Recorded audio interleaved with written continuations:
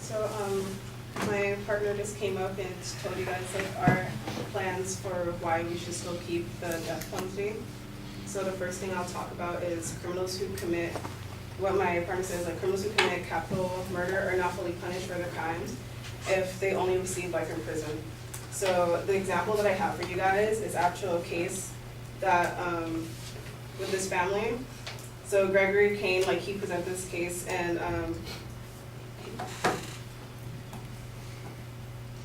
about Dawn Gavin and her brother.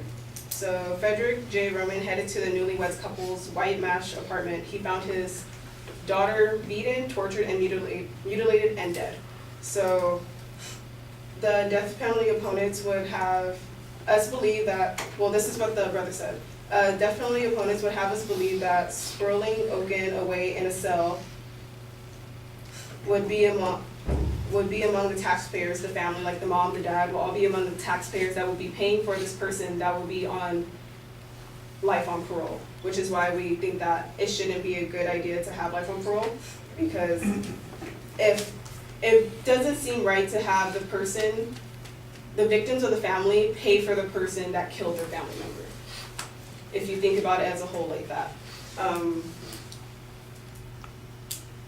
If the correctional system offered any college courses, the Romanos and Garvins will pay for part of the cost if Ogun wanted to take them. So still brought back onto that, they will still be paying for the expenses of the person that killed their daughter.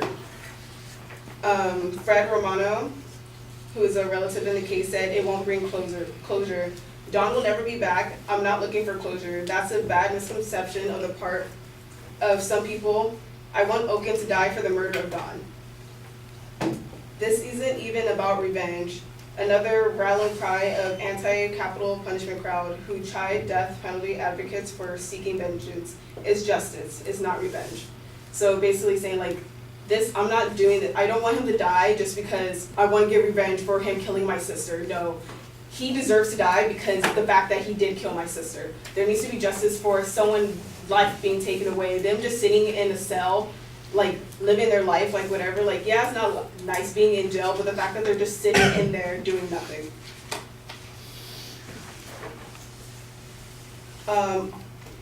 Also, there's a case, Dwayne Little, he committed his first murder when he was 13 years old, and he killed and raped a 16-year-old, and he received a life sentence, but he eventually ended up getting taken out early. This is brought to me by Lispers, and because he was brought out early, he ended up in 1979 stabbing and raping a hitchhiker who was also pregnant. So if he was never released, this would never have happened. So even though someone has life on parole, does not mean that they can't get out. Like there's still some random cases where people who are on life on parole will eventually end up getting out of prison. Victims will probably more likely take justice into their own hands if the death penalty is abolished. According to WorldNet Daily, incarcerated felons reported that 57% of felons polled agreed that criminals are more worried about meeting an armed victim than they are about running into the police. So basically, like, they know that they're going to commit the murder, like they think about that, but they don't think about what is the chances that the person I'm going to kill, the person I'm going to rape is going to end up having a weapon on them and I'm going to end up being attacked. To go further in depth about how it's infeasible to get rid of the death penalty, according to John Herskovitz from Reuters, the victories for advocates of capital punishment who agree it's an instrument of justice and must be used for those who deserve it are expected to be symbolic in their term. In Democratic stronghold, voters rejected a measure to ban the death penalty and early approved a measure aimed at speeding up the court process for capital punishment. So this shows that, like, even though there are some people that don't want the death penalty, at the end of the day, people are still voting for it. So if we don't want the death penalty, then why are people still voting for us to have it?